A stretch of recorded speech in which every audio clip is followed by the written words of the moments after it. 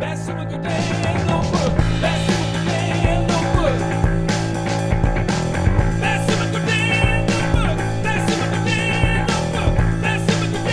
Notebook. Basu Godin Notebook. Basu Godin Notebook. Basu Godin Notebook.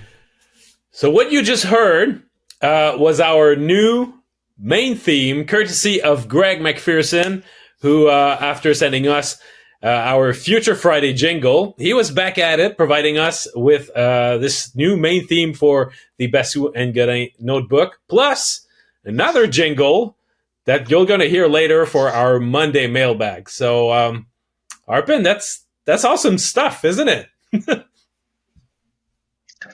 I mean, thank you so much, Greg, again. Really talented guy, and honestly, like as soon as we mentioned, oh, we would take submissions for the mailbag and a main intro, he was boom in the inbox. Yeah.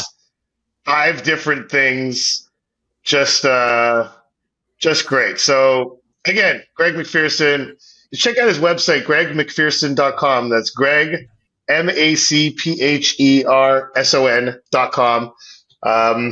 Thank you so much, Greg. We're gonna see if we can pay you back in some way. We're working on something, but we'll be in touch very soon.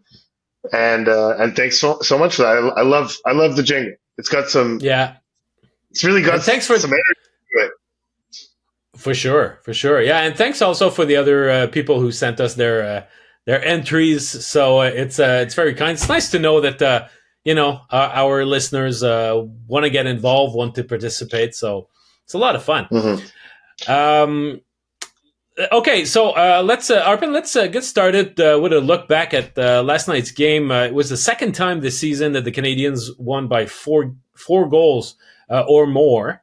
Caden Gooley, it's a career high of his young career, 3 points in a game, all in the first period. The team was very opportunistic. They scored 4 goals on their first 7 shots. There was a tip. There was a screen. There was this nifty little play by Brendan Gallagher there to protect the puck in tight and feed Alex Newhook for his second of the night. There was a beautiful shot by Nick Suzuki on a 2-on-1 with Caufield. And there was Mike Matheson also, who put the cherry on top with an end-to-end individual shorthanded effort. It's a highlight reel goal as far as I'm concerned. And recently, we talked about Matheson, how he was threatening to get the dubious team record of minus 31 held by Patrice Brisebois and Alex Galchenyuk. And he started the game at minus 32 before facing the Kraken. But this plus 5 game will give him some breathing room. So all in all, it's a big buffet there. What do you want to start with? Yeah, there's a lot there. So, but what I find fascinating, where was I? In Edmonton, I sat down and spoke to Cole Caufield about his season, and hitting the 20-goal mark. A milestone he referred to as his basement. Yeah. So not just a floor, a basement, meaning he has not reached his floor yet. So he's not thrilled with his goal production. He got an assist last night in the game, giving him... What was it? It's actually he and Suzuki both assisted on Caden Gooley's goal, which was originally given to Juraj Slafkovsky. So I guess Suzuki gets the assist as a result of Slafkovsky being taken off the goal. But that was Nick Suzuki's 38th assist of the season. Cole Caufield has 35. He's catching up to him.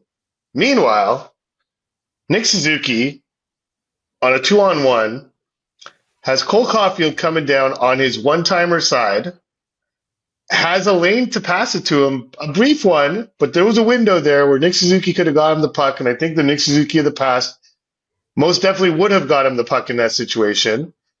And he looked him off, kept the puck, wired one, top corner, and scored. Now that goal, aside from being his 28th of the season, every goal Nick Suzuki scores from now on will be a career high. But since the All-Star break, so since February 4th, roughly, 6 weeks, a 6 week span, Nick Suzuki is tied for 7th in the NHL in goals with 15. He's one behind William Nylander. He's one behind Braden Point. He has one more than Sebastian Aho. He's tied with Philip Forsberg. I mean, he has one more than Leon Draisaitl, 2 more than Artemi Panarin. It's really crazy how while Cole Caufield is kind of struggling to find his goal-scoring mojo, Nick Suzuki has basically turned into Cole Caufield. He has 15 goals and 9 assists. Like, he has 15 goals and 9 assists since the All-Star break, which doesn't put him very high on the points ladder. He's all the way down, and he's tied for 22nd. Tied with Jack Hughes. So it's not as if he's in bad company, but still, tied for 22nd, much higher in the goal ladder. So I just find that it's a really unexpected, kind of fascinating development this season that I really didn't see coming. And I thought that play encapsulated it, Absolutely. I mean, you're right. In the past, he would have passed it to Caufield because that lane was open, and it was open long enough that as good a passer as he is, he would have, found Caufield's stick, and Caufield was ready to trigger. It was all set up for the one-timer, and I gave very little chance to Philip Grubauer to make a save on either shot. And actually, the fact that once there was a second back checker that put his stick and basically closed the lane. So at that point, when Suzuki chose to, hold on to the puck, it was a tell that he would shoot. And despite the fact that Grubauer must have thought at that point, in that split second, that Suzuki would try to beat him, still, Suzuki did that. Short side, top corner. It was impressive shot. Very, very precise. And, it's funny because you mentioned that since the All-Star break, let's not forget that at the All-Star break, the Canadiens traded Sean Monahan. And what did we say back then? That there would be even more pressure on that first line to produce because Monahan was not there to participate in some secondary scoring, making sure that the Canadiens would have a potent second line. So there's been added pressure put on Suzuki and his whole line to carry the offense. And those numbers suggest that Suzuki definitely did. I mean, it has started before that. He's at more than a point per game for the past 29 games. He scored 32 points. So if he keeps that pace, he's got an outside chance of hitting 80. Right now, he's 14 shy with 12 games to go. So, but he's matching his season total from last year, by the way. Exactly, yeah. So it's all gravy from this point on. But he's likely to have the second best Canadiens season. The second best season by Canadiens forward in this century, trailing only Alex Kovalev, who had scored 84 points in the 2007-2008 season. So not too shabby. Not too shabby.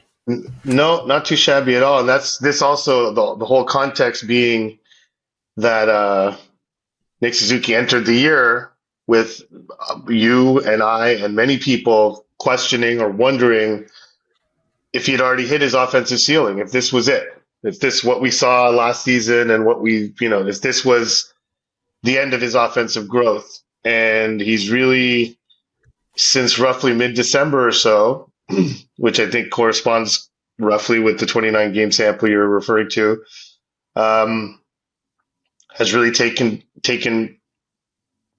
I guess, offense to that. It's just he really seems to want to show that, no, I'm not done growing offensively. And going back to then when he was talking about his OGP, right, offense generating plays, and how he's really focused on that more than his points. I wonder the extent to which that has influenced his decision making when it comes to shooting the puck. That play, again, a perfect example. Like I am positive that Nick Suzuki last season passes that puck. And I wonder if some of the data that he looks at made him realize that, made him realize that the area of the ice that he was in with the puck, combined with the risk losing the puck if you were to pass it to Caufield, if it would get broken up somehow or what have you, that the highest percentage play in that situation was him actually shooting it. And I wonder if, and he's spoken in the past, he's spoken this season about the struggle, his own struggle of that decision. When should I shoot? When should I kind of turn off my playmaking instincts and realize that I'm a dangerous shooter myself? Yeah. And he seems to have figured that out. Like, he really has. Like, 15 goals in 21 games since the All-Star break is not nothing. I mean, it's not a very sustainable pace. He's shooting 30.6% in that span, which obviously you can't do for a whole season, but pretty good. And I really do think like his way of seeing the game and his way of determining his own, like his most dangerous self as being not just a one-dimensional playmaker. And when he was talking about Caufield, how he's become a dual threat and how he's become harder to defend because of his playmaking ability being expanded. That same span since the All-Star break, Cole Caufield has 13 assists in 21 games. Like, yeah, that's pretty good too. Not something we're used to, So it's made him a more well-rounded player, but it's really made Nick Suzuki a more well-rounded player too, because just like in any sport really, but like the one I always equate to is basketball. If everyone knows you're not going to shoot the ball or the puck, they defend you differently. They will defend the pass. And if you keep insisting on making it, then you're just going to lose the puck more often than not. Whereas when you're a shooter, or they know that you're a shooting threat, it opens up those passes. And so I think this is going to balance out at some point for Suzuki, and his like natural playmaking instincts will take over again. But the league knowing that he is a more than willing shooter now is going to make his passing game that much better probably next season. But he doesn't shoot a whole lot more than before. I mean, his average like per game is the same as it was 2 years ago. It's slightly up from what it was last year, but it's the same as 2 years ago. I think that it's more like in the choices he makes and the positions that he put himself in. So because he's got a dangerous shot, his wrister is surgical, and I think at this point it's definitely not a question of being a volume shooter, but making sure that you're going to be dangerous enough that double threat you're talking about, he's going to put himself in a situation where either he passes or he shoots. He's going to recognize what's the best option between the two, and he's not going to defer. And having Caufield becoming also a dual threat makes it so that this duo, as even more as they grow their game together, and they add options to their game together in the same line, I think it's going to elevate their chemistry to even another level next year. I don't know if Slafkovsky will still be with them next year or if they'll put him back with Kirby Doc, but whoever's going to be completing that line is going to have two guys that really have figured out something to how to maximize the way that they can be dangerous together at 5-on-5. Because it's really not just one dimensional. It comes from different angles, a variety of plays. And I think that the development of Caufield as a passer has probably even more to do with it than just Suzuki's shooting, because this is probably the most A, unexpected, and B, fast progression or development in those two guys' offensive game. The fact that Caufield went from a guy who was strictly a shooter up until the beginning of this season to now being an equally dangerous disher, and it happened in the span of 50, 60 games. That's pretty impressive. Yeah, and again, to your point, it's not as if Cole Caufield's shooting tendencies have changed either. He, since the All-Star break, is averaging over 4 shots on goal per game. He has 89 shots on goal in 21 games and has scored 3 goals. He's shooting 3.4% since the All-Star break. His season-long shooting percentage, last I checked, was in the sevens. Yeah. I think he's not happy about it. He can see the forest for the trees, though he can see the benefits to him as an NHL player. What Marty's always talked about is that he's not going to teach him how to score goals, but he can teach him how to be a better hockey player. Well, we've seen that, but it's clear that the lack of goals and the low shooting percentage is something that the Canadiens need to look at. And I think we talked about this in the past, and Ken Hughes brought it up, I think at mid-season when he was talking about Cole Caufield's shooting percentage. Like, why is it so low? Is there anything happening there that we need to look at? And so that's something to be investigated. But I agree that I think in the long run, Cole Caufield's going to score a lot of goals next season. I'm pretty sure of it. He'll probably go on a run at some point over the last dozen games here. And while we're on the subject of how players are doing since the All-Star break, Slafkovsky now has 19 points in 21 games. He's almost a point a game for a quarter of the season. Like, it's not negligible. And he's either. not just riding their coattails either. He's no. He's a play driver. He drives possession, I should say. He doesn't really drive.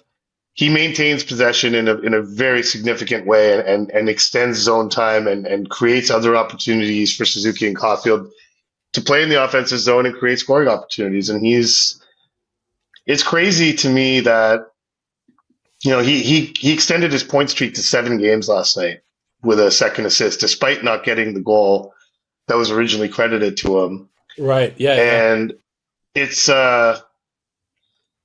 really remarkable how quickly that's become the norm. Like, he has a 7-game point streak. It's barely even getting mentioned. Like, it's not even really that big of a talking point, right? It's just like, oh, la-di-da. He has points in 7 straight games.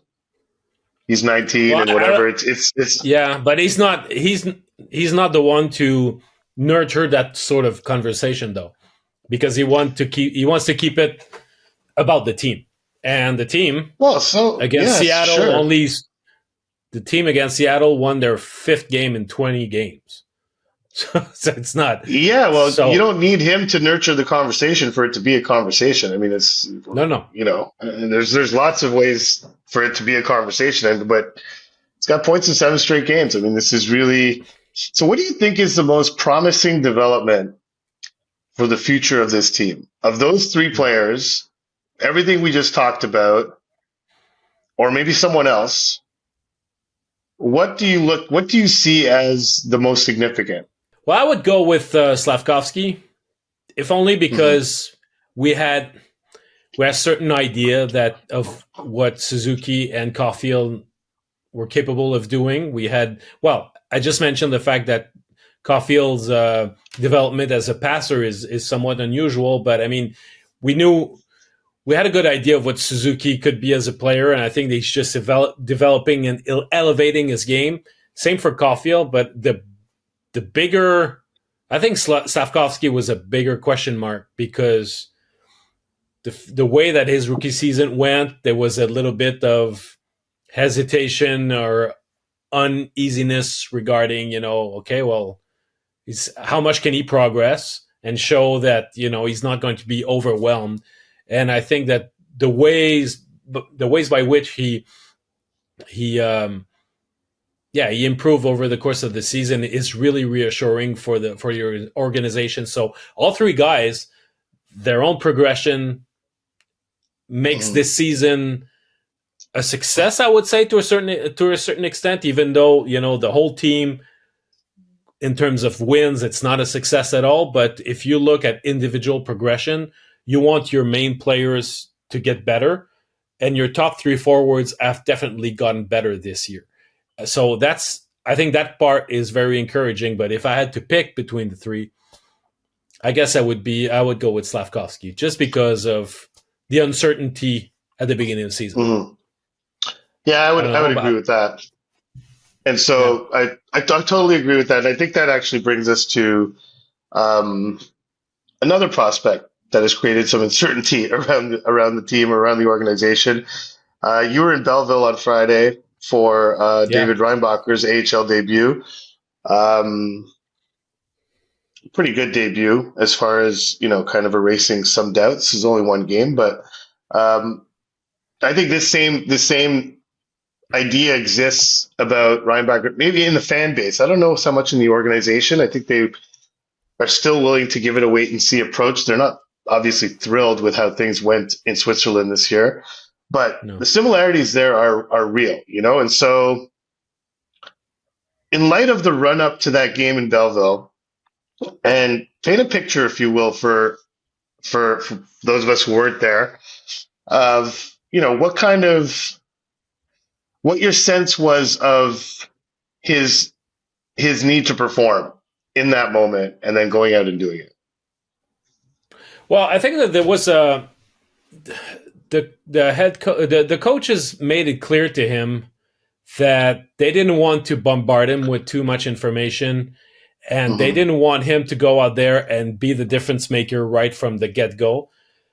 They needed him, and I think that he understood the situation. I mean, he kept tabs with the Rocket players, Logan Mailloux being one of them, texting him throughout the season and just keeping tabs of how the team was doing.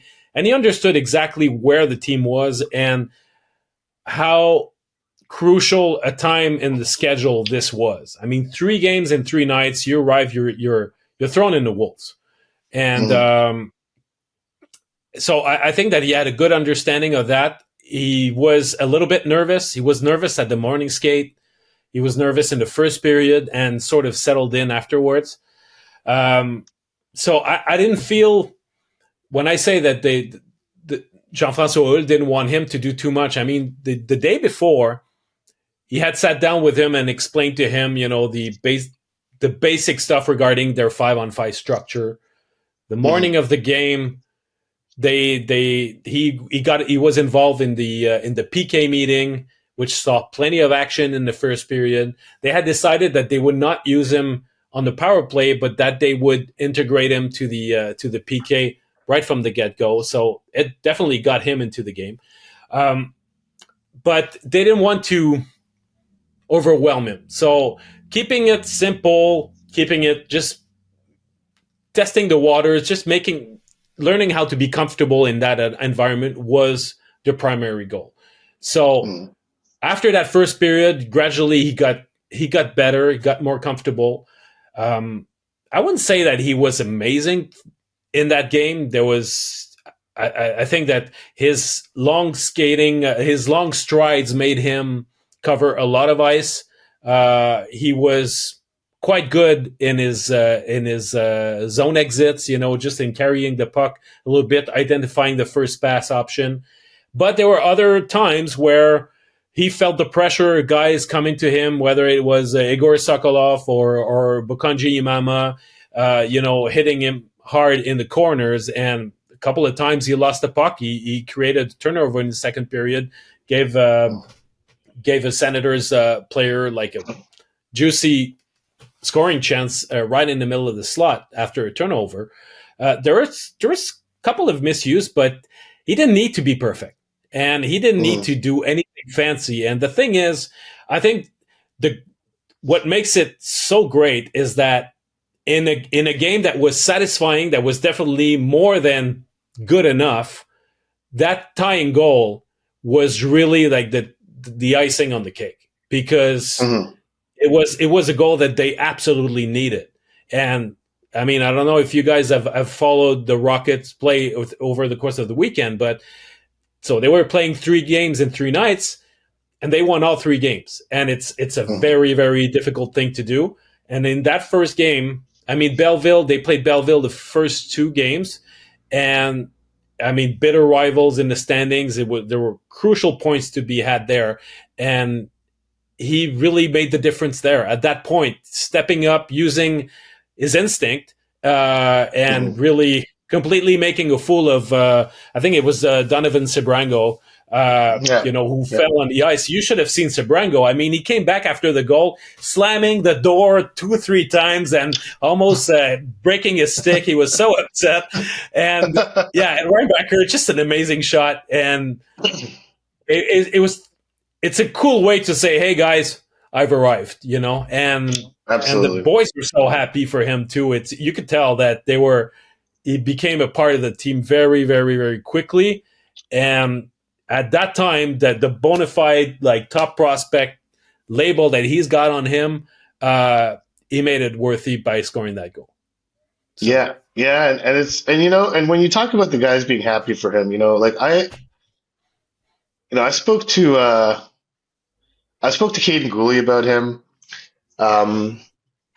Vincent's Roar, when I went to Switzerland, talked about it.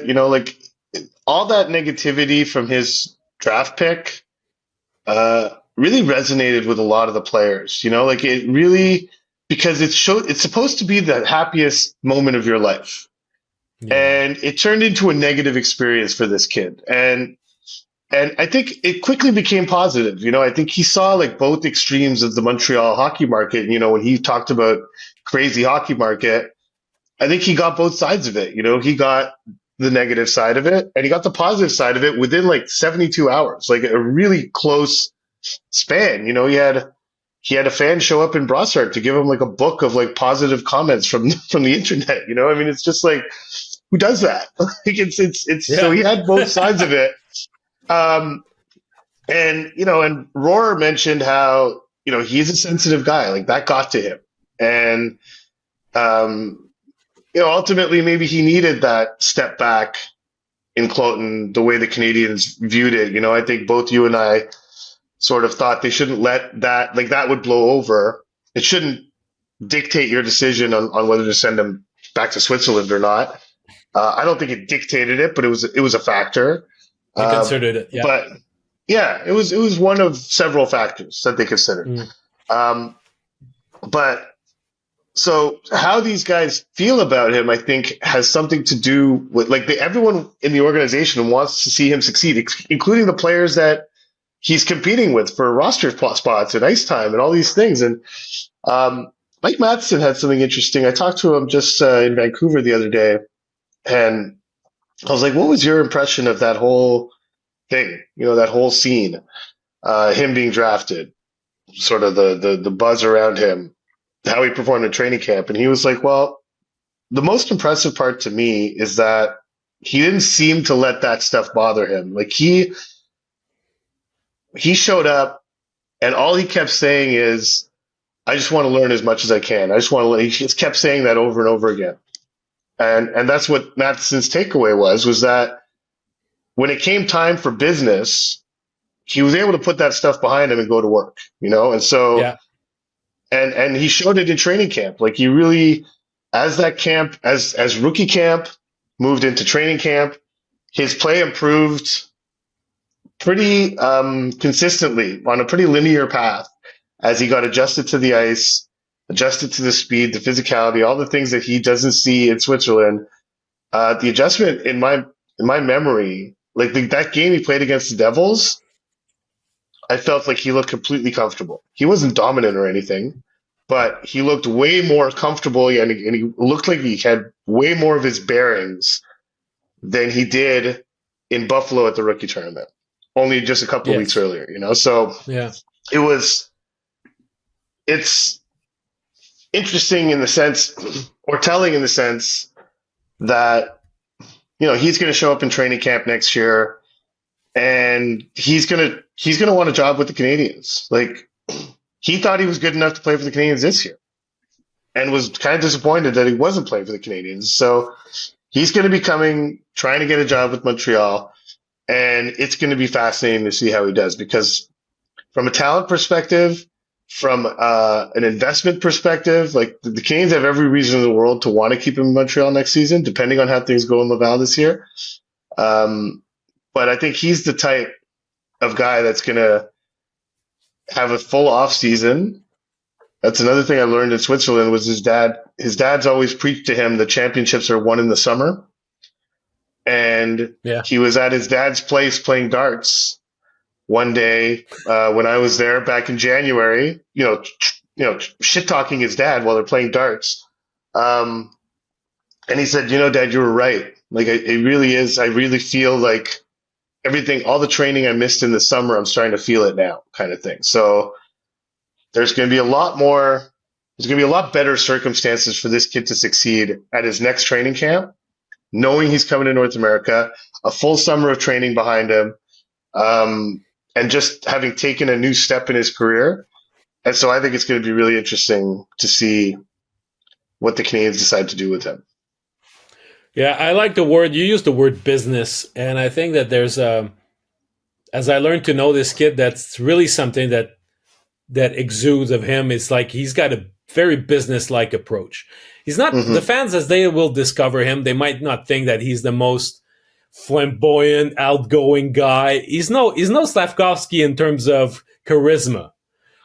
He's got he's Austrian, so he's got that German vibe to him. That's very, very straight, very organized, pragmatic business. And it's not a type of personality that we've seen a ton of around the Montreal Canadiens. And so maybe that fans would be wise to not draw conclusions as to how he is, etc. too fast. Just learn to know him. But one thing that I think is clear is that he's got a quiet confidence about himself, and he's got a plan in his head, and he's going to apply it in a very business-like manner.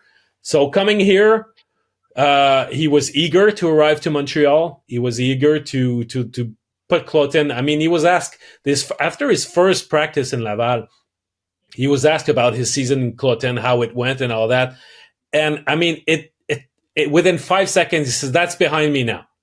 He didn't want to. He didn't want to hear about it. That was done. So now his focus is playing for this team, playing for the Rocket, playing eventually for the Montreal Canadiens.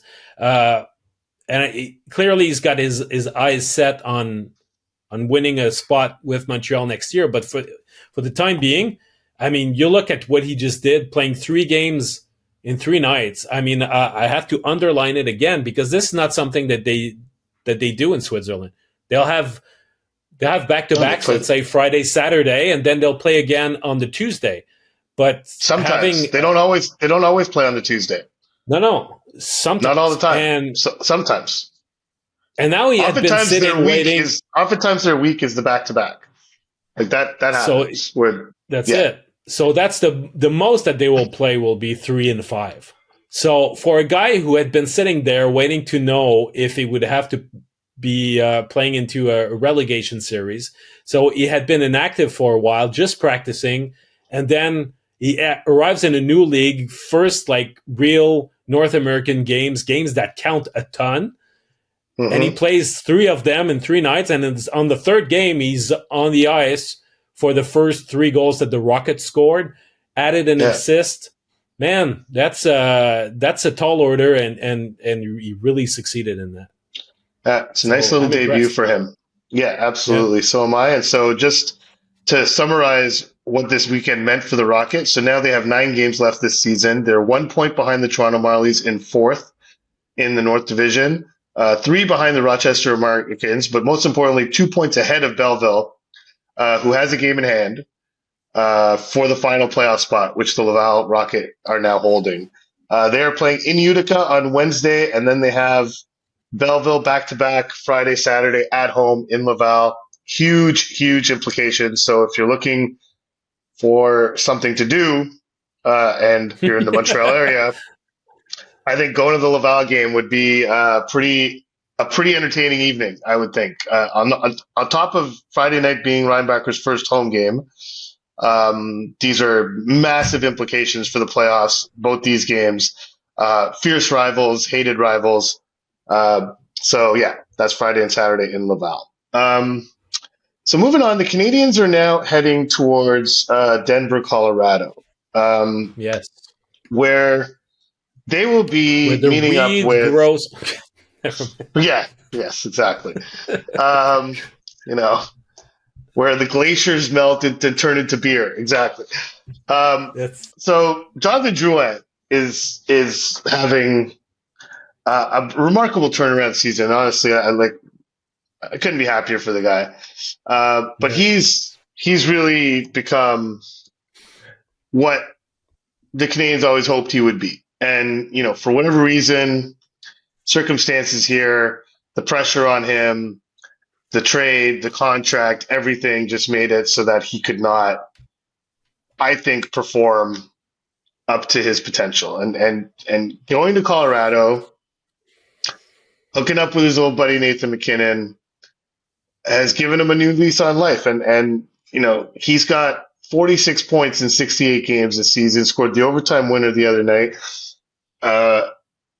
Our friend Corey Masisak, who former colleague at The Athletic and worked with me at NHL.com many years ago, was telling me how great he's at the Denver Post, covers the Avalanche as a beat reporter, and said Drouin's all-around game is what has been most impressive to him. So the Canadiens are going to see that, that's great to hear. And on the few occasions I've watched Drouin play, I've noticed it as well, how committed he is to play a complete game, much like Caufield has been this year. But yeah, Drouin has not always, but has had that intention for a long time in Montreal, just wasn't able to execute it. And I think being in a winning environment has really helped him. But it's just good to see. And I think I don't know, I feel like this episode is kind of a lesson on players' books aren't necessarily written as quickly as you think they are. And I think in Drouin's case, we all thought he probably has a really good chance to succeed in Colorado, but it's good to see him actually following through on it. And he had some tough times. He was healthy scratched earlier this season. It wasn't easy, but he seems to have come out the other side, and I'm really happy for him. Yeah, well, I think that there's a level of maturity also in his approach to the game that makes a difference. He's playing on a good team now. He probably doesn't feel like he's got the pressure of being the one who's going to score the goals and make his team win. So when you have high octane guys like Nathan MacKinnon, Rantanen, Makar next to you, maybe that the pressure is relieved a little bit. You have a structure that you need to follow, but it's the off the ice, the off the puck components of the play. He could probably focus more on that in an environment like this compared to Montreal, or he was not surrounded by the same quality of players. Probably the pressure to put points on the board was greater. But let's not forget, he started off the season with 8 points in his first 26 games.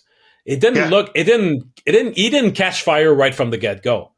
And it's funny because there was a time, I would say mid-December, he took off, at least offensively, about a week before his teammate Devin Taves called out some of his teammates after a loss against Chicago. It was right, and Taves had been. He said, that there are 6 of his teammates. He identified a number. He didn't name the guys, but he said we've got 6 guys.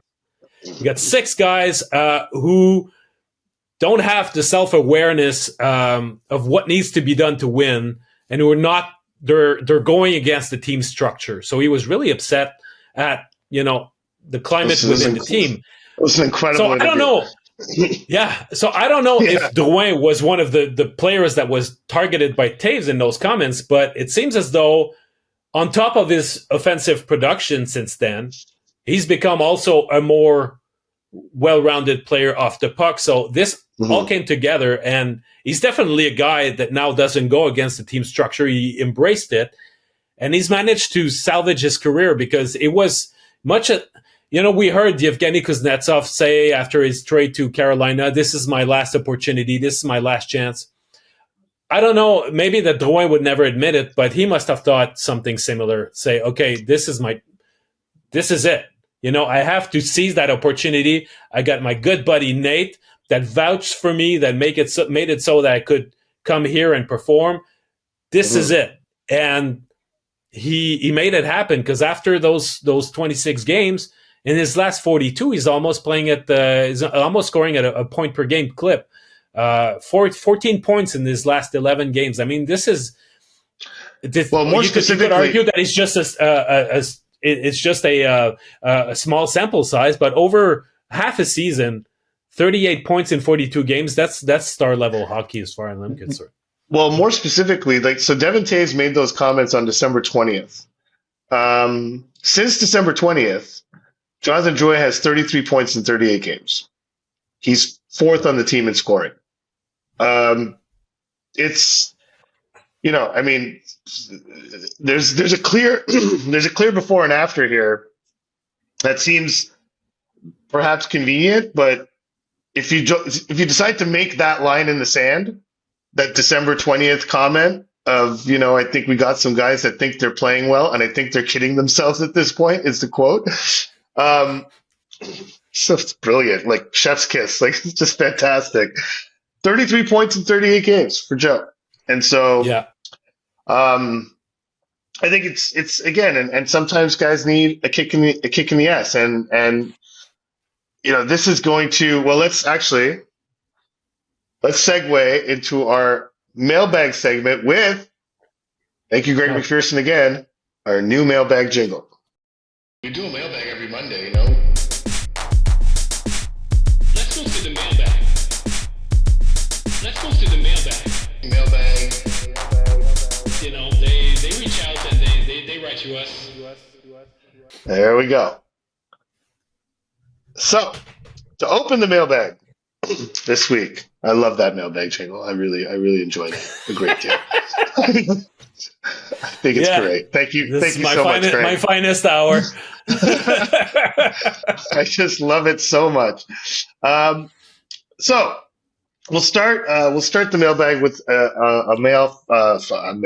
an email from Cliff Stefanik, who wrote to us just after getting home from the game in Vancouver. It was the first time seeing the Canadiens play since 22 when we really sucked. I was happy to see the progress 14 and 22 have made. I loved watching 20.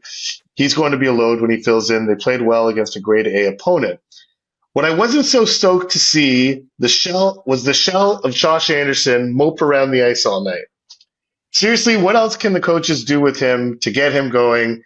And if he can't get it going, are we seeing him play his way out of a job? Keep up the great work, Cliff in Vancouver. I agree with you that Josh Anderson, along with a lot of the team, let's be honest, Vancouver really, I felt, dominated that game. I mean, the 4-1 scoreline, I think, was a bit generous to the Canadiens. Vancouver didn't let them do a whole lot of anything. But it was the style of game where you would think Josh Anderson would be like, okay, I can make a difference here. Like, they're not giving us any room. They're not giving us any time. I'm going to just take the puck and physically bull rush it into the offensive zone and make something happen here. And just didn't see that. But again, Anderson's very tight with Drouin.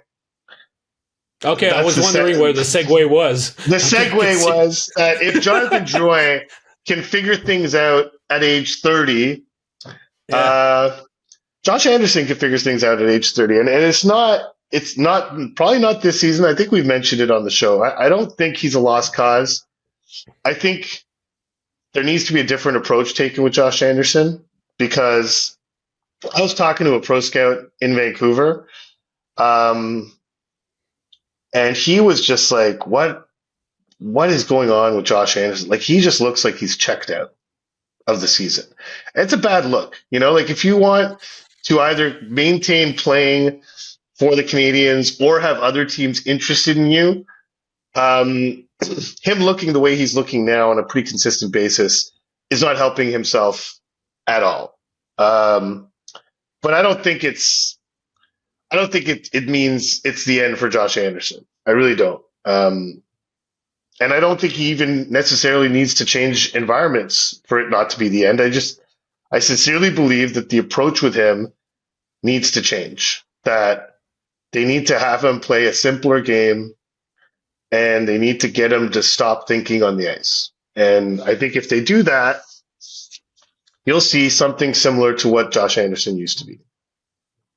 Yeah, well, what we can say, well, he's if he continues playing badly, nobody's going to be interested in him. But I don't even think that that's his end goal. I don't think that he would like to go That's not play his end somewhere else. goal. I'm sure It's, that the it's someone fact else's that end goal. yeah. Well, Yeah. if there's a situation where, how should I say? Sorry, I lost my train of thought here. But anyway, I think that in this case, it's just a matter of starting from scratch, because he can start. It has to do with him, but it's also Marty will have his part to do also in this. Yeah. Probably starting from scratch and changing the approach. So yeah, what I wanted to say was regarding the fact that I don't think that he wants to be traded. He just wants it to work. He wants to figure it out. But when your pro scout says that he looks checked out, he definitely does. And it was the same against Seattle last night. Mm-hmm. I don't think that there's anything salvageable. I'm not expecting anything from him until the end of the season. But it doesn't mean that it's all. Yeah, but it doesn't mean that it's not going to. It cannot happen next year, though. But that in and of itself, because I don't expect it either, but I think he should expect it of himself. And like, if I were him, and if I were the Canadiens, I would go sit down with Josh Anderson and say, listen, there's 12 games left here. The season's a wash for you. Show us something in these 12 games. Do something. Do something. I would be insistent on it. The Athletic recently did a thing like who has the most to prove in the final down the stretch, and the Canadiens are not in the stretch. They're in the garbage time of the season. I chose Josh Anderson. I was like, you give us some reason to believe that there is something still there. When I was in Vancouver, and actually we talked about it the last episode, how Vancouver's finish last season gave them a sense that next season might be better. Things had changed. A new coach had come in. They had a great record down the stretch last year, knowing they wouldn't make the playoffs. Had an excellent offseason and approached this season like something new was going to happen. That something had changed in Vancouver. This is Josh Anderson's opportunity to give himself and the organization some semblance of assurance that next season will be different for this guy, and it can start right now. And yeah, the fact that he appears to have checked out, I don't think he actually has. That's the worst part. That he looks like he's checked out, but I don't think he had. Like, well, it's the same when we were talking about for years we were talking about Yoel Armia, how his body language looked as though he was disinterested and whatnot. And he was just completely buried into his head, inside his own head. Well, it's the same with Anderson. I think it is, and it's and he cares deeply. He's at a loss to understand why he's played this way, and it's spiraled to such a point where he's not able to maintain even those two things that make him an effective NHL player, which is his speed and his physicality, and the combination of the two, and his size. And it's like he doesn't even know when to apply those things anymore. It used to be that whenever he was kind of slumping or felt like he needed to get something going, like he would just go out and have this shift where he's a battering ram. And we don't see that anymore. And that's something that's totally within his control. Like, he doesn't have to score a goal, doesn't have to get an assist. You just go out, skate fast, and hit guys. And just to get himself into the game. And he's just not doing that. So I think I remember last year writing a piece that the Canadiens had to trade him and get him to a playoff team. And I think the Canadiens had interest. And I think the hope was that they could ride it until the cap goes up so that there'd be even more interest, because his contract was so cumbersome. That hasn't worked out. So we'll see if the second year of the cap bump allows the Canadiens to get out from under this contract, or if Josh Anderson himself makes that contract non-problematic. Either Yeah. things, like both things are possible. I haven't written off Josh Anderson, but there's a lot that he and the organization need to do, but mainly him, to turn that around. And I think it should start right now. I don't know if there's, in his case, championships will be won in the summer, but there are clear decisions that need to be made into what can he change, and in the event that next season would start in with the same lack of production or so many missed shots, also the same as this year, that he would Mm-hmm. not fall under the trap after a few weeks of saying, "Here we go again." It's going to be again one of those seasons. Yeah. He must avoid that at all costs and protect himself against that negative spiral. So it's a daunting task, but I mean, if they unlock the treasure box, there's something there. I think that can attract the Canadiens, that can make him successful and useful to Mm-hmm. the team, and ultimately also they can make him an interesting trading chip if need be. Yeah, because that same scout said, I love the package. Like, I love yeah. what he is at his best. I love that, but not this. Okay, let's move on to another question. We're taking all questions on email this week just because we had so many of them. We didn't actually do a call for questions on Twitter, but you can send in questions on Twitter and we will check, but just none this week. Next one's from Matthew Church. This actually continues our conversation about Reinbacher earlier. It's actually, I think it's an interesting question. So he writes, when considering a prospect outside the NHL, do scouts and analysts overestimate the team around a player? Lots of people have bewailed the decision, nice use of bewailed the decision to send Reinbacher back to play for Cloton this season and talk as though he's wasted a year of his development by playing for a bad team. People wonder if he's even projected to be a second pairing defenseman. But nobody talks that way about, say, Connor Bedard playing on an awful Blackhawks team, or even Slaf playing his first season on a poor Canadiens team. Plenty of people had problems with Slaf being in the NHL, but none of those problems was that he was playing on a bad team. So what's the difference between the case of Reinbacher and the case of Bedard? Is it that important to be on a winning team when you're not in the NHL? Thank you, Matthew. What say you, Marc-Antoine? I'd like to hear you on that. Well, I would say that prior to his draft, Reinbacher at 17, well, actually he turned 18 very early on in the season. Yes, October.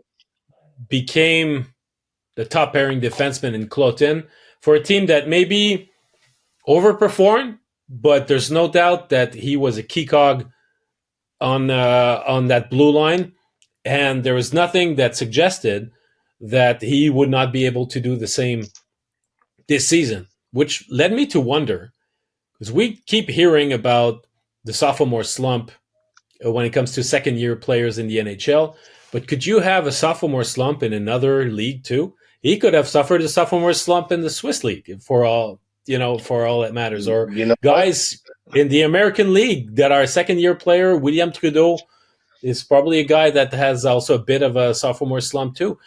So, I think that in his case, the fact that he was given those responsibilities so early and it proved to work last season encouraged the Canadiens to send him back there because it could be more of an environment that he knew. The challenge with Connor Bedard is that he's a world-class talent, but he's going to be asked to be Atlas, holding the planet, holding the globe on his on his two arms, and it's going to take forever for the Blackhawks to be good. So even, and I won't throw Slafkovsky in the conversation because you look at the Canadiens, they had already they had Caufield, they had Suzuki, they had Kirby Dach for some of the season. They had some interesting pieces. So you're right there. It was a better team than what we see in Chicago this year. But I think that Bedard arriving at 18 in the league is put in a situation where he's in the best league in the world with the worst roster around him.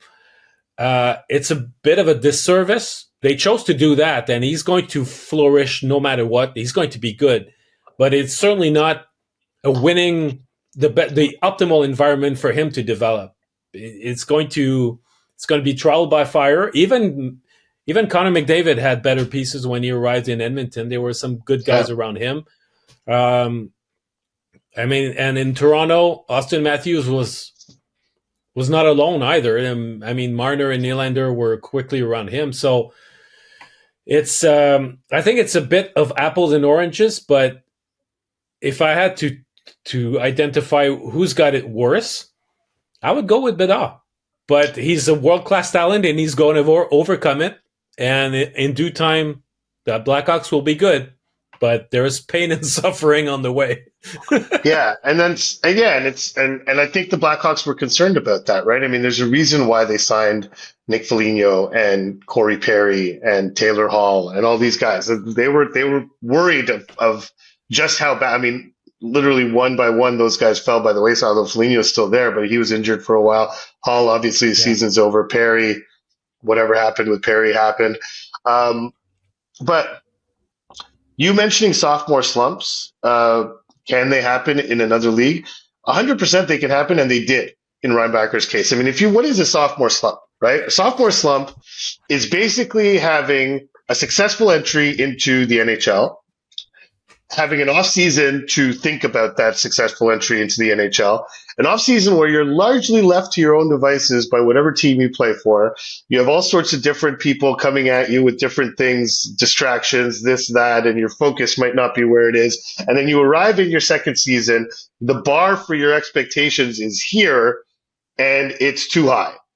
And then once you have trouble reaching it, it perpetuates itself. And you have what's called the sophomore slump. And that teaches you lessons in self-assessment, in managing expectations, in managing the off-ice distractions. Everything that comes with being a professional hockey player, you learn in a very brief amount of time. And then hopefully by your third season, you're over that and you can get back on the kind of more linear upward trajectory that you suggested as a rookie. So what are the boxes for a sophomore slump? Well, heightened expectations, check. David Reinbacher, 5th overall pick, came from total obscurity before that to being drafted by the most historic franchise in the NHL with a rabid fan base, and all of a sudden he is the center of attention for wrong reasons and right reasons and everything that happened there. So he goes back to Switzerland. He's like, I'm going to prove those people wrong.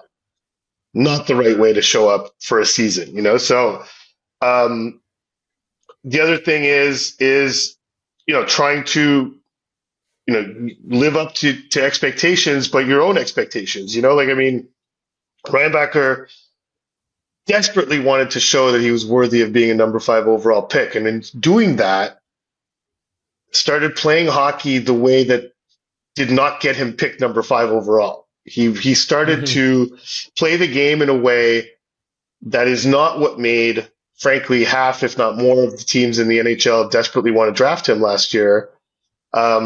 It was the simplicity in his game, the efficiency in his game, and the no nonsense business, as we were talking about earlier, aspect of his game that attracted everyone to him. That he could do that in difficult situations against difficult opponents in a league that was difficult, and instead he was doing too much. So all the factors that lead to a sophomore slump in the NHL applied to David Reinbacher in Switzerland.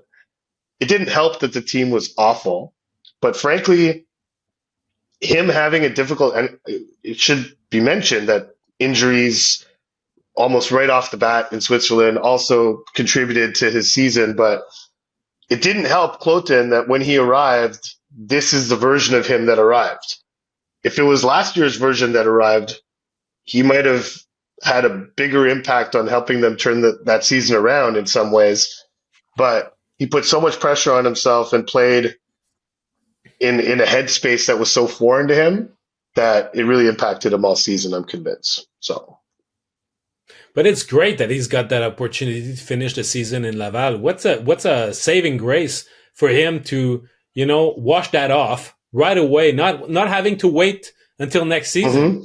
Yeah. He's transplanted into a different environment, and he can, he can just put this behind him and start from scratch within the next season. We're talking about starting from scratch for Josh Anderson. You won't have the luxury to be transplanted into a different environment and try things anew until the end of the season. Reinbacher has got it, and clearly he wants to take full opportunity of it. Yeah, and it's also good that he went through that far away from the NHL. Like he's learned. A sophomore slump is a learning opportunity for any player, and he's learned. Okay, well, that's the thing. I mean, if had he lived that sort of season in Laval in terms of expectations, the noise would have been big, So yeah. I think that we cannot ignore the fact that the surroundings, the environment, the fact that Clotin really was bad has got a lot to do with it.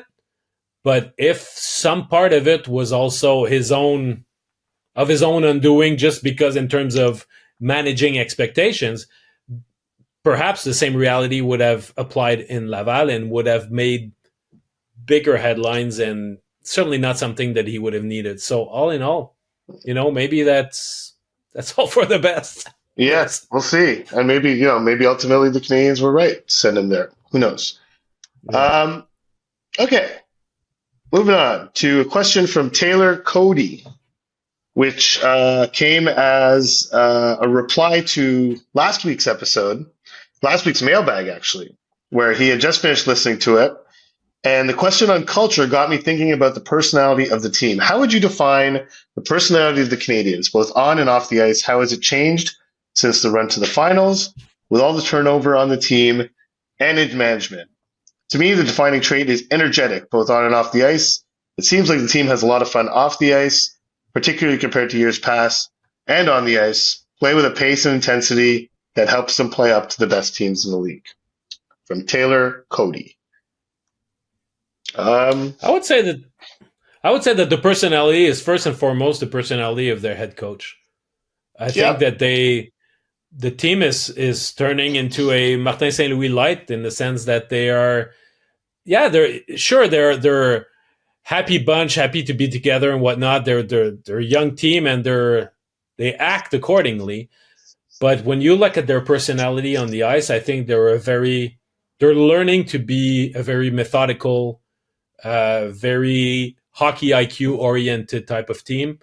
So it's not a bruising team by any means, but it's I think that it's a team that thrives, that strives to outsmart the opponent over time, and they're learning ways to do it. So I think that would be the most defining trait if I had to name one. And there's also, I'll just name another one, is belief. There's a lot of self-belief on that team, just like their coach. And what Taylor mentioned as being, the pace and intensity that helps them play up to the best teams in the league. It really is belief in what their, I don't want to call it system because Marty hates that word, but the way they play is will lead to success. Like they have a firm belief in it. And it's really when they stray away from it and get desperate, or that mistakes kind of creep into their game. But there's a lot of belief in that room and the way they play and where they're going. And I think that has a lot to do with the personality. And the other quick one is just and this is kind of where Reinbacher is probably going to fit in. Like there's a lot, the internal bar is very high for a lot of these young guys. Caden Gooley, this is just an example. Like when I talked to Caden Gooley about playing on the right side, initially when he first moved over there, he's like, well, and also like down the road, if Team Canada ever needs a defenseman on the right side, it'll be good if I know how to play there. That's his bar. His bar is being a defenseman that Team Canada would consider for the Olympics, or something like that. So, Nick Suzuki, Cole Caufield just the other day, like I hope to be one of those 90 to 120 point a year guys. And if I'm going to do that, I need to get, his bar is high. Slafkovsky's bar is high. Very Suzuki's high. bar is high, and so Yeah. these are guys Jack Guy's bar is high too. exactly like so it's really a common element in all these young guys is just how confident in themselves they are. Even if the outside world doesn't share that confidence, they don't care. Mm-hmm. So that's the personality. The defining trait to me for them is this intense belief in what their coach is preaching and this intense belief in themselves as far as the core elements of the team are concerned. Yeah, and if we have to compare with 2021, I mean, it was such a different group, a much older group, and you look at the guys who made that run possible in the playoffs: Shea Weber, Carey Price, Brendan Gallagher, Corey Perry, maybe Eric Stahl to a lesser extent, but he was an influential personality in that locker room. Eric Gustafson. Right. Sorry. He was not part of my argument, but yeah, sure. He was on that team. He was the turning point. He entered the lineup and they reeled off 7 straight wins. Sure, it's all because of him. Just saying. But I think that group, their defining trait was the fact that it was living it all in, and empty the tank. Mm-hmm. Giving it all because that's our last hurrah, or it's not necessarily because it was their last hurrah for all these guys. It was for Weber, Price, and Stahl. But I mean, even for Gallagher, that's his mentality. It's always been his mentality that he's always playing this game as if it was your last. And Perry has a knack of doing that in the playoffs too. That's been his MO throughout his career. So I think that it's not a team necessarily that have much of an identity that they could rely on during the regular season, but the way that it found itself in the playoffs, I think that it was like we're emptying the tank. So I don't think that it's exactly the same mindset that this young Canadiens group has. I think that they're conscious that in due time they will. But it's not necessarily something that really stands out the most about that team. I agree with you, though. The self-belief is a key part of it. And plus, I mean, if you want to make the difference, we mentioned that the personality of the team is similar to the personality of the coach. Personality of the team in 21 was similar to the personality of the captain.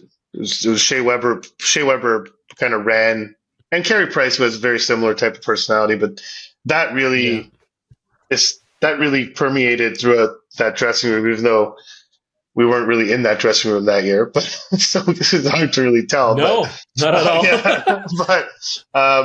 But it was absolutely Shea Weber's team, and this is absolutely Martin St. Louis' team. And I think you just need to hear the two of them talk to understand what the difference is in their personalities. Okay, we got time for 2 more. We're gonna do 2 more here. We have one. I gotta shout out Alex Bisson. Alex Bisson sent us about 6 mailbag questions, so we chose one of the 6 that you sent, and he sent them in separate emails so that they would be easier to delete or choose. So we chose one. Alex, thank you. So he starts at "Good morning again," because this is the 3rd one he sent out of the 6. If you had to bet, if the 3 players were to be available for the Habs pick, who do you think they would choose? Catton, Demidov, Lindstrom. Catton, all-around center, lots of leadership, highly competitive, smaller size. Demidov, offensively gifted, smaller side without being small, winger. Lindstrom, size, lots of offense, but injured now. And Prodman was not sure if he would end up on the wing. I'll let you go first. Okay. I would say that it would be between Demidov and Lindstrom, not Catton. I think that the team has an awareness that they cannot have too many smaller players. Demidov is not huge, but I think he can be a difference maker with the puck. He's the sort of high-end skill, high-end talent that they could certainly use on their top 6. Lindstrom fits the mold of a possibly like a big second line center who knows, might have the upside of becoming a first line center. It's unfortunate that a bit of data is missing because he's been missing so much action because of his injury. But I think that it depends how open they would be to either put Kirby Dach back on the wing over time, or if the scouts consider that Lindstrom could also play the wing. I know that my answer is really based on needs, but those are two different players, Demidov and Lindstrom, but I see characteristics on both players that could attract the team. But if I'm just looking at where they could slot, Demidov is a very, very attractive player, and I don't think that they would be scared by the Russian factor or by any of the same issues that kept that cloud over Matvei Mishkov. I don't think it'd be there with Demidov. No, I don't think so. How about you? And I think they see Demidov's competitiveness as a plus, whereas they saw it as a minus on Michkov. Just the way he picked and chose when to compete. I think Demidov's motor and his competitive drive is something that they would appreciate. I think if it came down to it, the Lindstrom package, and they wouldn't have an issue with him playing on the wing. I mean, I think they would want to keep Dach at center. He would be good insurance if ever they moved Dach to the wing and it worked out well, then you could put Lindstrom at center at some point. But I think they would look at a top six that has Lindstrom, Dach, and Slafkovsky as maybe even a line. You could have that as a line. You'd be like, wow, that's a really big physical playoff type line, And so yeah. I think they could definitely use the infusion of high-end skill that Demidov would bring. I agree with you that Catton, if those three players are available, that Catton would not be the pick for the Canadiens. But I think this is just my opinion, and this is a guess, but I think the Canadiens would lean Lindstrom, personally. Okay. Just because... That's your opinion. That's my opinion. It's my opinion. It's not a prediction or anything. It's just my opinion. And it's not actually based on a whole lot. It's just judging by their overall body of work. But, the Russian factor actually didn't even scare them last year. They drafted a bunch of guys for Russia last year. I mean, Konyushkov, they were later picks. So the risk factor was less. But Konyushkov, the goaltender, they did pick out of Russia last year. Volokin. Is that it? Volokin, yes. But the thing with Volokin is that he can stay in Russia. It doesn't matter if he develops there. There are, when you have an impact player, a high draft player, you'd like to have the option, if he develops at the pace that is satisfying, to be able to have access to the guy without having to wait 3 or 4 years. And Demidov's contract is not the same as Mishkov. So he would have only 1 more year under contract. So that makes him possibly more interesting. I heard that he was, they know that Demidov is ready to leave for the NHL, and he's eager to do it, and that his management, his handling of his usage basically has been affected by that, by the fact that, you want to go? Remember, Romanov, it was a bit the same thing. It's not a bit. It was exactly the same thing. Yeah. So, but in this case, he was sent down to the MHL, which he is proceeding to tear apart. I don't know. Historic season. But for Lindstrom, I don't know if with the hand injury and the fact that he's been out for now since December. Do you think that they're going to have enough? Because it's a guy who already, he was a good prospect, but the beginning of season really showed that he had made a significant leap forward. Mhm. is it going to be enough, that segment of 3 months, to convince everybody to say, yeah, that package is not a mirage. He's the real deal, and we can invest a number 6 pick or number 7 pick. I just wonder, it's potentially, I mean, if there's a U18 world tournament where he could go and showcase himself and be back healthy, that'd be great. Mhm. But I mean, you look at just at the you were talking about package when it comes to Josh Anderson earlier. Lindstrom definitely has an interesting package too. I mean, Yeah. you can't you hardly find a 6'3", 210 centerman, who's got that level of skill. You don't find that everywhere. So there's No. the rarity of the product. That's something that the Canadiens are always looking at. The current draft management, the draft team, they're looking for the rarity of the player. How often do these guys pass up, and what's our opportunity to grab one of them? So maybe that will be the equation that they make with Lindstrom. Yeah, and one thing I will add, we were hypothesizing in a previous episode that maybe the chips will fall where the Canadiens take a defenseman. Mm-hmm. I really don't believe that that's in the cards unless the draft goes in a way that completely goes against what the consensus looks like right now. Like if a Demidov were to go 2 and somehow Lindstrom went in the top 5, or if these forwards that we're talking about, unless they undo sort of the way that looks like the draft's going to play out,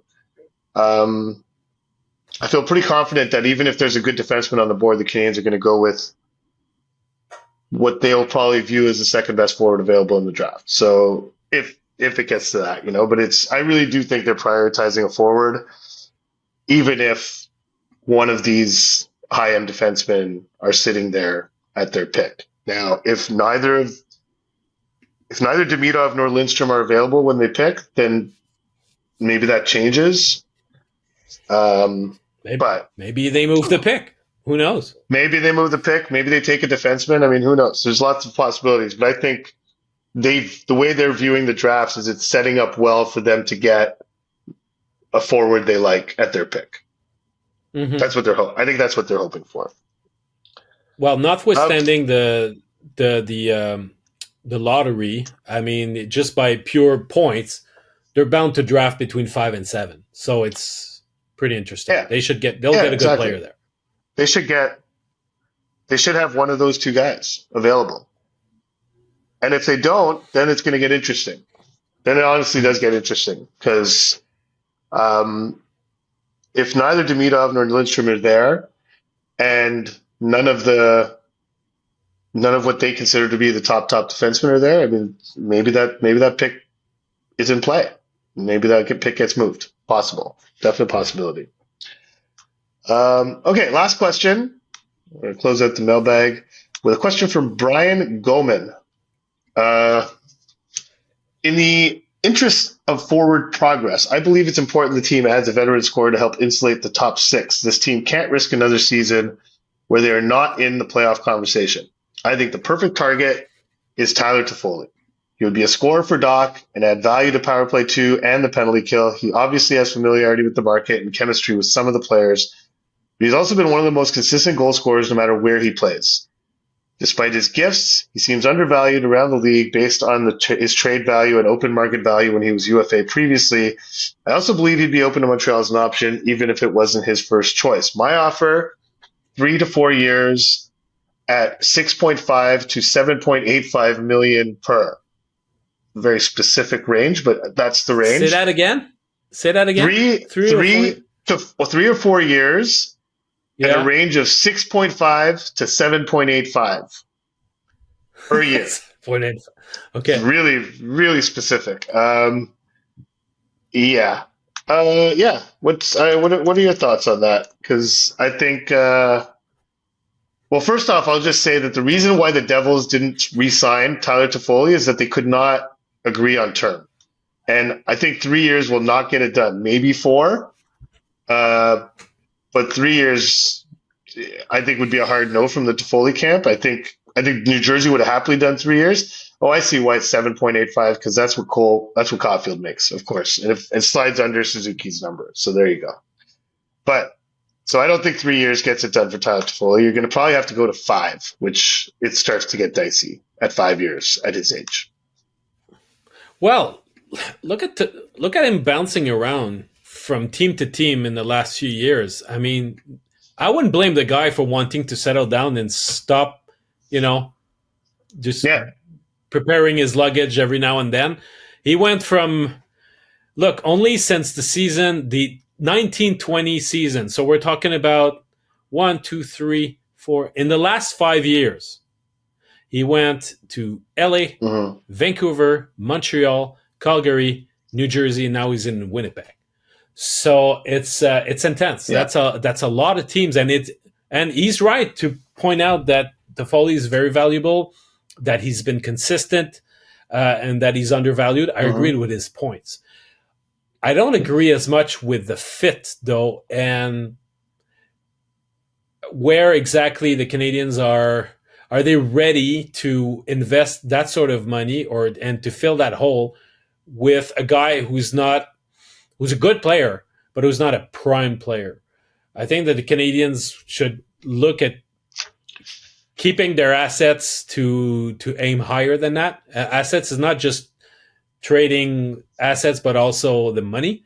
And you have to, if you are to look at Toffoli, I mean, can you say, okay, well, we're going to take a look, depending on the guy that they draft. For example, you said if they draft Lindstrom or Demidov, there might be just a year away from having one of those two guys in the lineup, filling your top 6 with other young players.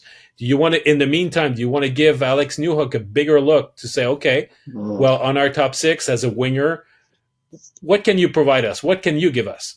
It's a long-term commitment. I agree with you. I think that Toffoli would be signing for a long-term deal. I like the guy a ton, but I don't think that it would be a fit either for Toffoli or for Montreal. Yeah, I think that's the main thing, is that Toffoli would have to want to come to a rebuilding team. I think it's pretty clear what he's trying to do here. He's trying to win a Stanley Cup again. One thing I will say, though, I mean, Tyler Toffoli is 31. He's going to be 32 in a month. So, if you're looking at a 5-year deal, you're signing him through the age of 37. That's risky. But since he turned 30, he has established a career high last season with 34 goals in 82 games with Calgary. He's sitting at 30 goals in 69 games this year, has scored 4 goals in 8 games since the trade to Winnipeg. So that would potentially be his a second straight year. He's 4 goals away or 5 goals away from establishing a new career high for a second straight year after his 30th birthday, which is pretty rare. Pretty impressive. You don't really see that a whole lot. Not only did he score 34 goals in 82 games, he went to the World Championships for Canada and won. The guy, there's a bit of a gamer quality to him. Like, it's really, and he's always performed well in the playoffs, as he did for Montreal. It was so. I agree with everything. Like, I don't think the Canadiens should be handing out a contract like the one Toffoli expects. I don't think Toffoli would want to come to a rebuilding team. But I like the idea, and I think the idea is dead on, in the sense that the Canadiens are likely looking to add some older talent. Not quite this old, and not for quite the contract that Toffoli would require. But I do think they're in the market to make something happen this summer. And whether that happens by trading some young defense, trading draft picks, signing free agents, what have you, the Canadiens are going to want to. They're going to hit the gas pedal this summer in some way. I don't know what way, but I don't think Tyler Toffoli is that guy. I could be wrong though, but he's. I would imagine he's going to want to sign with a contender, as I would if I were him.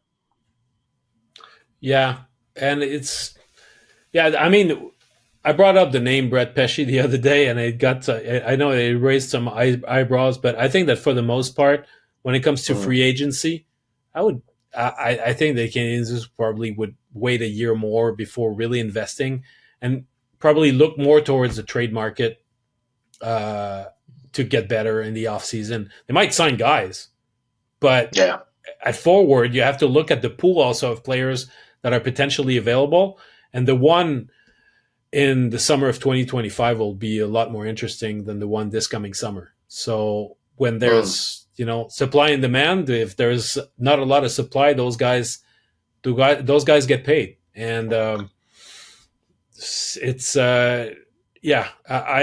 it's not impossible, but Toffoli, no, I think that you need. Plus, there's the other thing with Toffoli is that he's not the fastest skater. So as much as he's got like an impressive post 30 resume, which is impressive and a little bit surprising, is he really the best bet to continue being an effective player 3-4 years down the road when the pace of the game keeps getting higher and higher? I'm not sure. And I'm not sure if it's going to really fit what the Canadiens are trying to build there. Yeah. Yeah. And it's again, whenever you hit the free agent market, you are playing that game, Like I look at Jonathan Marchessault and wonder, I don't know. He seems to be getting priced out in Vegas, and it's Vegas' style to kind of let guys go at this stage of their career. And I wonder. Just saying. Well, they could also look at somebody who's not too old, but somebody who would be willing to get a shorter contract. Yeah. But David to commit, Perron. Yeah, a guy like that. Yeah.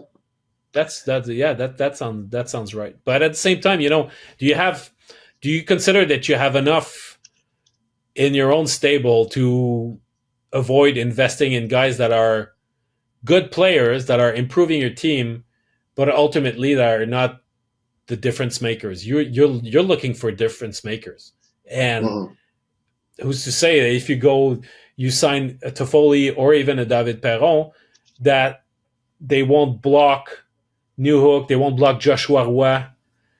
You want to leave the door open to your young guys to blossom in the right environment. Yeah, I agree. It's a tricky it's a fine line, as Marty likes to say. Yeah, it is. But I do think if the Canadiens hit the free agent market, it's going to be someone who looks more like Perron than Toffoli or even Marchessault. I don't know the willingness. Marchessault's 33, if I'm not mistaken. So yeah, I don't know how willing he would be to take a shorter term deal. But yeah, I think you're looking at guys that can just help the team compete for 1 or 2 years. And not such a gamer though. He is, exactly. That's why it's another small forward though. Yeah. Well, we'll see. But I do think it's guys like that would be more of interest for the Canadiens to add. And obviously, I think as you rightly mentioned, maybe adding some veteran help on defense with someone like Pesce. Where a long-term deal wouldn't actually be all that bad, So it's, but anyhow, whether it's free agency, it's less risky. Yeah, whether it's free agency, whether it's trades, I think the offseason is going to be very active for this team. We'll see where it goes. So we'll leave it at that. Yeah. Thanks so much for all your questions. We will talk to you on Friday, obviously, when the Canadiens are back in town after a long trip away. Yeah, you're going to get to cover some live hockey games. Yeah, absolutely. So anyhow, have a good week, everyone, and we will talk to you on Friday. Thank you.